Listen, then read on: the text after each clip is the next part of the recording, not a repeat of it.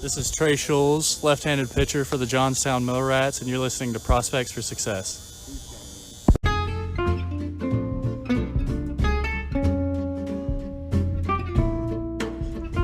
Hi, I'm Quentin. And I'm Michael. And this is Prospects for Success podcast, where we bring you our thoughts on Prospect League baseball. News, notes, opinions, and our favorite happenings. Thanks for joining us for episode 9. Joining us today on Prospects for Success is Lafayette Aviators player Jack Lang. Jack is an Indiana native and was the starting third baseman and leadoff hitter for the Aviators this season. Jack was also a part of the Aviators 2021 playoff team. Welcome to the podcast, Jack. Thank you for having me. I'm happy to be here. Tell us about the experience of playing in the Prospect League, meeting other players from lots of different teams and places of the 10-week season. The interesting thing about playing in the Prospect League is a lot of the guys that are actually in this league are guys that I grew up with around this area, either playing through travel ball through high school, or I've trained with them in the past at different locations or the same training facilities and all that kind of stuff. So being able to play in the Prospect League is just like another year of travel baseball almost. Like when it's kind of like a little throwback to when you were younger, still getting the reps and everything, but still seeing the guys that, you know, you'd be competing against in similar leagues if you're in the same division or in the same conference and within that league. And I was able to play with a lot of guys that I grew up with playing and that were on different college teams, and we were able to come together. And I just think that the Prospect League offers a great area of regions to where like different teams can come from different backgrounds, or different players can come from different backgrounds and go play at a certain place. And I've never been the one to go out and travel to West Virginia, and here I am traveling to West Virginia to go play a baseball game. Same thing with Johnstown, Pennsylvania. Never won for going out there, but found my way going out there. And it's nice to go and see different states and different types of cultures and different teams and all that. So it's been a fun experience the last 2 years. Lafayette looks like an amazing place to play and watch a game. Tell us what your experience has been like as a player in Lafayette. So I know the stadium is one thing. The stadium it being just pretty much a benchmark for what a stadium for collegiate athletes and then future professional athletes should look like. But that's not even the best part about Lafayette is the fans. We normally get around 1,500 to 2,000 fans roughly a night. On the weekends, I know it's much more. It's different in that type of atmosphere because the way that the stadium's built up, it's a loud stadium. So when fans are screaming and fans are cheering, it really just bounces off the walls. It makes it 10 times louder. The professionals in the announcers booth and the media team are great. So they really make it like a professional experience when you're down there. They keep everything very professional when it comes down to keeping the fans entertained in between innings. You know, we're not playing great early on and then we turn it on later on. They do an incredible job, and I just think from a player's perspective, it just makes it truly real to be playing in front of that many people. It kind of gives you an adrenaline rush. The fans are definitely the best part of Lafayette. And then there's Loeb Stadium, but Loeb Stadium is very nice too. Yeah, I got to say, there are some players that you can tell they are so, like, I don't know if it's just hyper focused on the game that they don't know anything that's going on around them. They seem like totally oblivious to everything else that's going on. But we just saw you play a game in Chillicothe, one of your few visits that you get to make outside of the division, the way things are set up in the Prospect League. And I just best way I can put it is that you're not one to avoid interacting with the fans during a game, right? Oh, no. Tell us a little bit about that. I mean, that seems like that's a big part of who you are. That seems like that's a big part of you just kind of getting into the game. Tell us a little bit about that part of your game. I'm an entertainer. I love pleasing the fans. I love feeding off the fans' energy. If I feel like if I made an awesome play or whatever, I'm looking for the satisfaction of like the cheers and everything. And actually one of my favorite spots to travel to is Chillicothe. That was my first place I ever traveled to last summer. That's where I actually made my Prospect League debut. And I thought it was like it's an older stadium and it's an older field, but the atmosphere around it, like down the left field line with the with the bench and the deck where all the picnics are at. I think that's the coolest part of that stadium is that like you can go have a beer, you can go eat down the left field line, and you're right on top of the game. So originally, when I made my debut last year, I just thought that for how loud you guys were, the game obviously didn't go your way because we won. But anyway, the point of yeah, to mention that. It was awesome feeding off the fans, even though like they weren't for us. It was different feeling that in a certain way because we had yet to play a home game, and then we went to Lafayette, and then everything was turned up a notch. Now, like that, Chillicothe will by far be my favorite place to travel to whenever we're on the road. Next is probably Johnstown, just because it was a designed replica of Fenway Park, and I think that's awesome too. But the fans are something that I learned to definitely adapt to and feed off of, especially because you have fans that are going there enjoying a good time or trying to have a good time, and they're looking for a great game or they're looking for a good atmosphere. And if you're willing to give them the entertainment that they're looking for, they're going to be willing to come back. So you pretty much have to market yourself by becoming a fan favorite. And if you become a fan favorite at that point, then it's pretty much you can continue to feed off of it after the games. They'll know your name, that kind of thing. So like whenever I'm on the road, if I'm not playing or I am playing, like I'm going to try to interact with fans as much as I can, whether they love me or they hate me. I'm just going to keep feeding off of it. So I think the fans definitely make for a better experience or better playing time, in my opinion.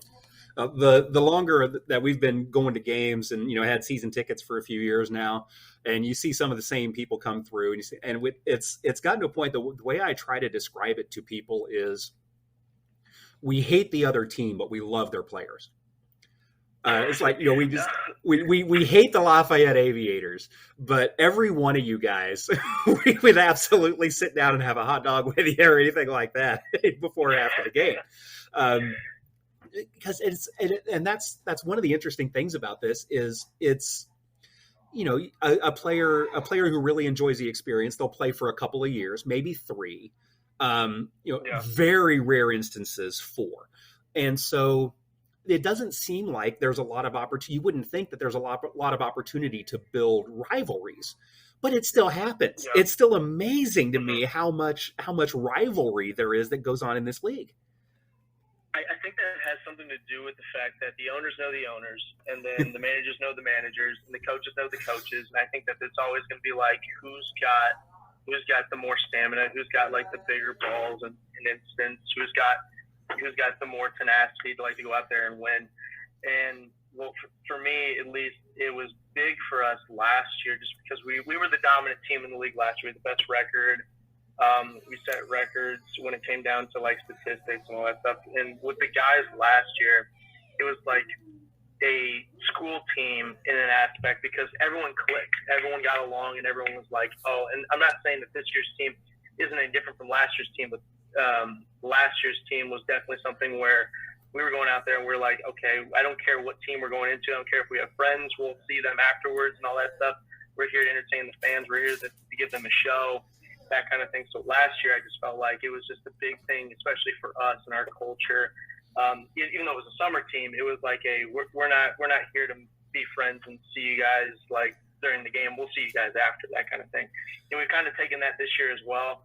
But we have more goofballs on the team this year, I think, and I think that it's more just like a relaxed atmosphere. I think that we're still going to a game and like, or we're wanting to win and everything, but this is more of a chill team to where like we're here to have fun. We're here to have fun with the fans, here to have fun with the other teams and all that, and trash talk if we need to, that kind of thing. But I definitely think that the rivalries will continue on for the next couple of years too.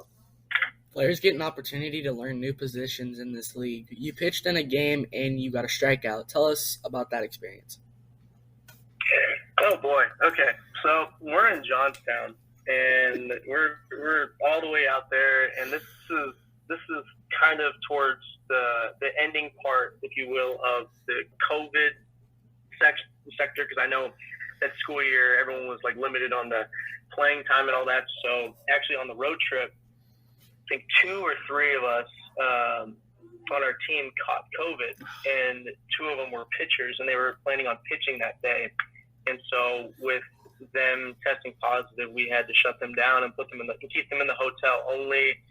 Everyone else was good to go though, and we got down to think 3 pitchers in, and it wasn't going our way. Guys that weren't supposed to throw that day end up throwing that day, so they weren't mentally prepared. They weren't ready to throw.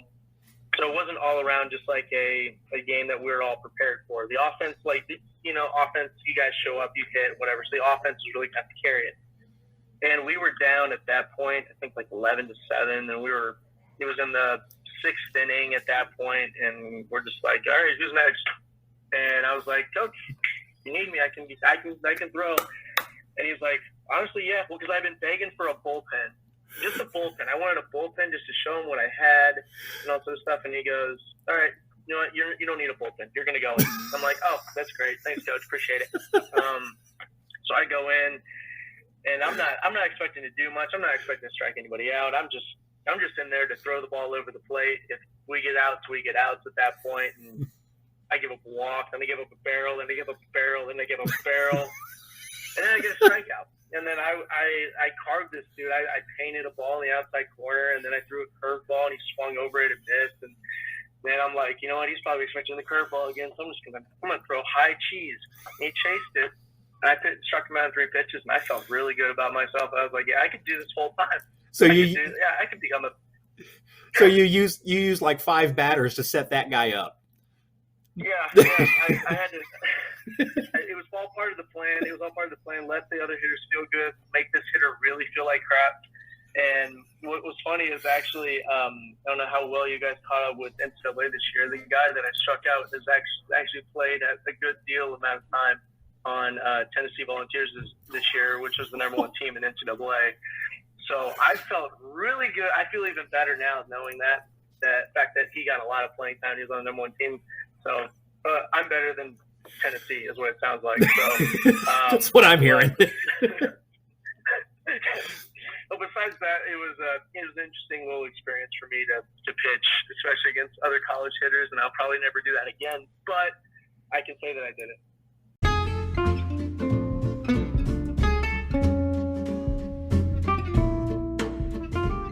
You are listening to the Prospects for Success podcast with Quentin and Michael. This is Ryan Carney, broadcaster with the O'Fallon Hoots, and I hope you enjoy the show. You sustained an injury this season. Tell us a little bit about that injury and what's going to happen next for you. So I had a great school year. This was my last year of eligibility for the NCAA at Purdue Fort Wayne, and I had a very, very good year. I knew I had to show out and put up really good numbers, and I was able to do so. I performed really well, and I was awarded second team for the Horizon League. And right afterwards, my coaches told me to expect a phone call of some kind from a Frontier League or Pioneer team or some independent team. And so the original thought was going into Lafayette was just to keep getting reps, to start swinging a wood bat, to stay in the groove of everything, and then wait for a phone call by week 3 and everything.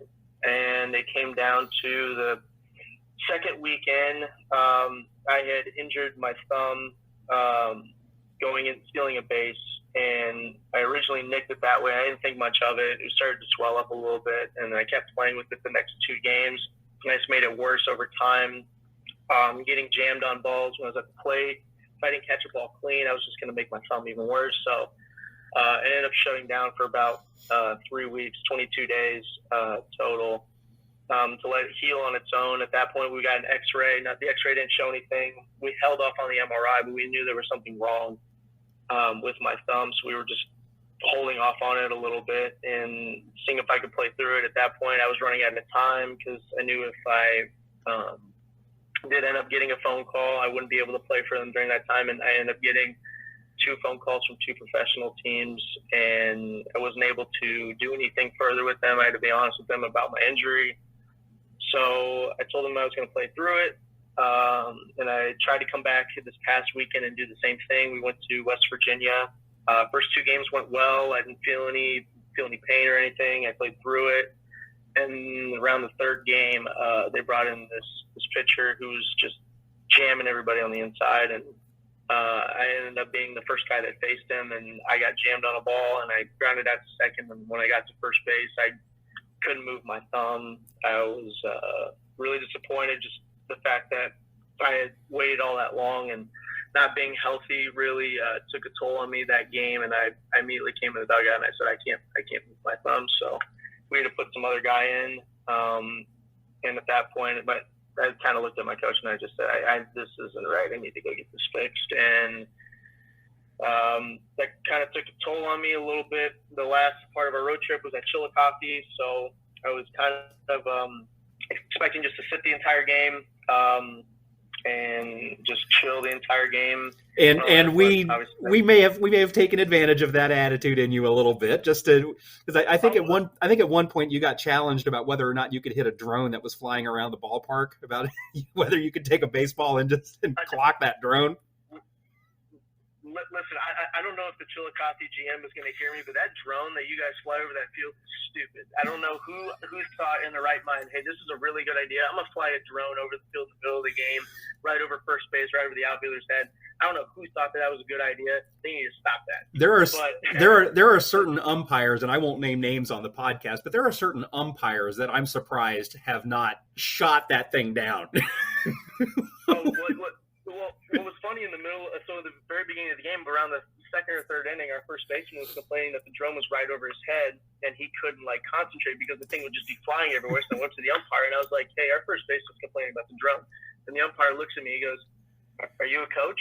I said, no. And he goes oh, then go sit down. And if a coach has a problem with it, then they come talk to me. I'm like, are you kidding me right now? So I was like, I'm just trying to make you aware. If you want to do you do you, and whatever, that's fine. But I was just, at that point, I was like, I'm so fed up with the drone. Donnie comes over and goes, I will get you whatever you want from the concession stand if you knock that drone out of the air. And I was up for the challenge on multiple occasions, but then my mature side was kicking in and was realizing if I missed the drone, I was probably going to drill a kid or drill a car. That's the last thing I needed. That's the last thing with the broke college kid that needs to pay for all that stuff. So my better intellect told me not to, but yeah, that drone needs to stay on the sideline. Well, for any listeners who may be wondering how this all ends, the drone did not sustain any injuries. There was no attempt made at the drone, although it was very strongly considered. You did end up getting to sample from something from the refreshment stand at VA Memorial Stadium. Oh, yes, I did. And then the guy who was absolutely knocking the cover off the ball during that game ends up getting lifted, and guess who the pinch runner is? My coach next decides to tell me, hey, you need to go get suited up. Because you're still just like in the warm-up tee at that point. You don't even have the uni on. Yeah, I'm in my t-shirt and I'm in my shorts and I'm chilling the whole game. I'm thinking I'm not getting in. There's no way I'm doing anything. He did ask me before the game, hey, can you pinch run? I'm like, yeah, I can pinch run, whatever. At this point, it's 7-2. So I'm thinking, okay, I'm not getting in. I'm fine. I'm good. I'm chilling at the end of the dugout. I'm cool. All of a sudden, he tells me Brandon did something to his leg. Even though he's not going to cover off the ball, he's like, yeah, I don't know if he's going to be able to run. So he was like, just go get your clothes, or go get your jersey and stuff, go get ready to suit up. I'm like, all right, sounds good. Little did I know, I'm not even dressed yet. Top of the eighth rolls around. He tells me, hey, you're going to pinch run for Brandon if he gets up. There's 2 warm-up pitches left. I don't have any clothes on. I'm rushing to get my jersey on at this point. Brandon takes 2 pitches and then laces the ball to right center. I'm thinking my cleats aren't fully tied yet. Sounds good. And my coach did not know about 5 minutes ago I just chugged a beer. Anyway, so I'm getting ready. I'm getting suited up. I'm getting ready. He hits the double. I'm going out, and all I hear is this roar of fans down the left field line, about 20 people of y'all that have been interacting with the entire game with balls and bats. And I'm in the mascot, for goodness sakes, and the drone. The eastern section of the Jack Lang fan club erupted when you came out of the dugout. They're like, oh boy, here we go. This finally is. And I got out. I got up out to second base. And I was pitch running, stole third and everything. And I hear Donnie go, no one's ever stolen third at this stadium. You should be the first. And I'm thinking, oh, you shouldn't have told me that. I'm thinking I'm going. and all that. But I finally did get in the game, and that was a fun little experience right there. Well, obviously the other team, the Paints, didn't have the scouting report because you guys ended up making it like a 7-6 game, and the batting order comes all the way back around, and you're leading off in the ninth. Everybody must not have had a clue that you can't swing a stinking bat because they're playing deep. The outfield is like they can lean back against the wall. They're playing so deep. And you dropped one of, you didn't have to hit it. You didn't have to make it a great bunt to get on, but you put it exactly in the right spot. What was funny is I'm playing defense in the bottom of the eighth, and I come in after the 1-2-3 inning, and I'm coming back in the dugout, and Coach Wilsey just comes up to me. He goes like, "Can you swing?" And I said, "No, but I can bunt." And we're thinking that we don't really have anybody else that can swing right at the moment because everyone else is either hurt or they're shutting down. And I'm thinking like, all right, looks like I got 3 strikes to put one down. So I'm getting ready. I'm acting like I'm swinging. I'm getting ready. I was honestly thinking like, you know what, if I get down to 2 strikes, just say screw it. Let's just swing. But thank the Lord it didn't come to that. First pitch is a slider right down the middle, and off speed is probably the easiest pitch to bunt or a fastball that's just on the inner part of the plate, and especially for a drag. And he gave me that slider, and I just put it down the third base line. The third baseman was playing back, and I was thinking, thank the Lord I could finish this summer on a bunt base hit.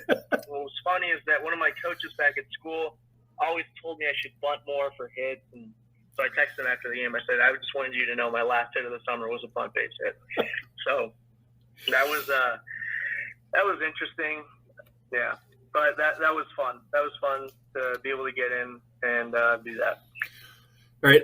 Wanted to now as we kind of wrap that up because you've still got MRIs and all that kind of stuff coming on that thumb to get everything checked out and get everything straightened around there. So we've kind of gone from some of the the joy of the game and really drawing the energy to then we start talking a little bit about about this injury and how this is basically shutting you down for the summer, and you've had to kind of forego a couple of opportunities because of what's happened. And so it's that highest of highs, lowest of lows kind of circumstance when you're a player who kind of feeds on the emotion, that's gonna go both ways sometimes.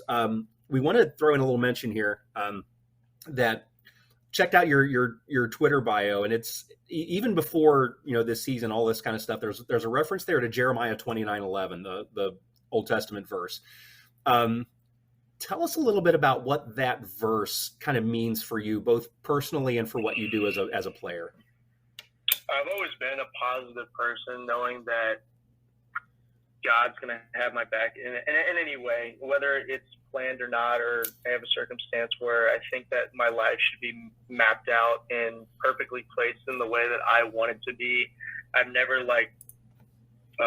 stuttered or gone under pressure for something that's just recently come up. So the whole basis around 29:11 is just understanding that there's a plan for me. I don't know what that is exactly. I don't know if this means that this is the end of baseball for me, or if this is just like the stepping stone for seeing what I can overcome.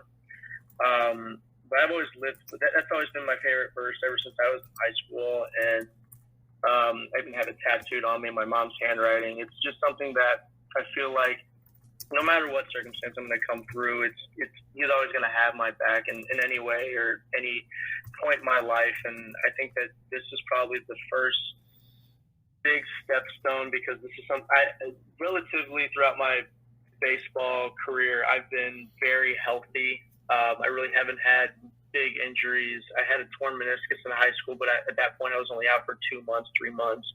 And that was right before the season started, so I was able to come back and have a good senior year in the high school. And then throughout college, I've been nothing but healthy. So I think this is like the first big test for me to see exactly.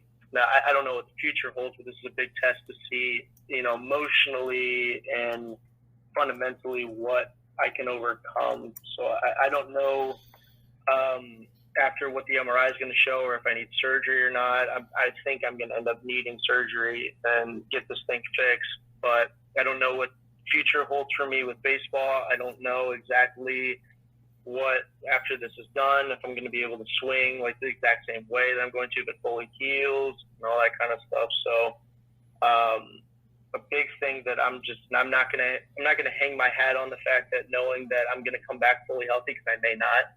But at the same time, I'm gonna have like a clear, open conscience to, if baseball is done for me, then I know it was for the better. I know it was for the best. I know that the next point in my life is probably going to be even better than my baseball experience. So I know that this is the end of my summer. It isn't the end of what I have going for me for the future and everything. So whether I prosper in the right way or not, I don't know. But we will see after the surgery and what the MRI fully shows, if it's a pretty hefty tear in the UCL of my thumb or not. I'm just going to look forward to the next circumstance of my life, and then if I'm able to play again, I'm able to play again. I'll train hard. I'll train like I have been the last couple of years, work really hard to try to get back at it, work on those opportunities, and then just take the next step forward for baseball. If not, then it's time to be a big boy. It's time to go get a big boy job. But at the end of the day, my dad and my parents have always told me that they want me to play as long as I can. The biggest regret that my dad had when he played football in college was that he got hurt his freshman year and then he stopped right after that because he didn't feel like he was the same, but he wished he played longer. That's something that he really wished that he did in college. And the big thing for me is that he doesn't want me to stop chasing my dreams just based on the fact that life is so short. And you can always do something later on in the future. What you can't do is play baseball forever. I can play golf forever. I can work a job forever. What I can't do forever is play baseball. So he's always been very wise and always been very motivational for me to just continue on with it. So while the last couple of days, I pretty much said I'm done with baseball and all that, I've kind of listened to him a little bit more, thinking, hey, like this isn't it yet.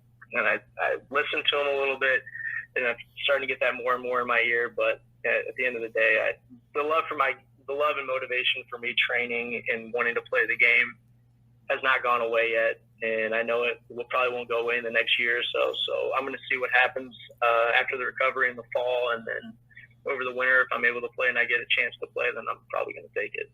But, baseball has a funny way of having room for people who make the game better. And so I really hope that, as fun as it was, I really hope that we have not seen your last game. I really hope that you have a chance to come back and do anything that you want to do in this game. But whatever the circumstance, that there's this is baseball is a more fun game when people like Jack Lang are part of it. So we really appreciate everything that you've brought to the game so far, and hopefully there's plenty of chances for you to do more. I really appreciate it. I hope so too. Jack Lang, thank you so much for joining us today. We wish you the best with your injury and whatever comes next for you in the next game of baseball. Appreciate it, guys. Thank you so much for inviting me on, and I'll try to make my way to Chillicothe soon.